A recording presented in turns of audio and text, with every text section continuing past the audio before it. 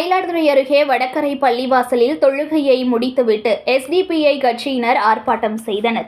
தேசிய தலைவர் பைஜி கைது செய்யப்பட்டதை கண்டித்தும் அவரை விடுதலை செய்யக்கோரியும் கையில் பதாகைகளை ஏந்தி கண்டன முழக்கமிட்டனர்.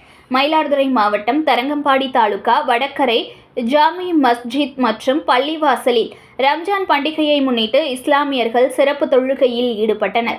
அதனைத் தொடர்ந்து பள்ளிவாசலில் இருந்து தொழுகையை முடித்துவிட்டு வெளியே வந்த எஸ்டிபிஐ கட்சியினர் மற்றும் இஸ்லாமியர்கள் எஸ்டிபிஐ கட்சியின் தேசிய தலைவர் ஃபைஜி கைது செய்யப்பட்டதை கண்டித்தும் அவரை விடுதலை செய்ய கோரியும் ஆர்ப்பாட்டத்தில் ஈடுபட்டனர்.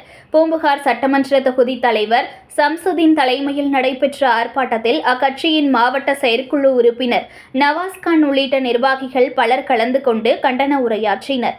அதனைத் தொடர்ந்து காசா மக்கள் மீது தாக்குதல் நடத்திய இஸ்ரேலை கண்டித்தும் வக்ஃபு வாரிய திருத்த சட்டத்தை கண்டித்தும் எஸ்டிபிஐ கட்சியின் தேசிய தலைவர் ஃபைஜி கைது செய்யப்பட்டதை கண்டித்தும் அவரை விடுதலை செய்ய கோரியும் கையில் பதாகைகளை ஏந்தியவாறு கண்டன கோஷங்களை எழுப்பினர்.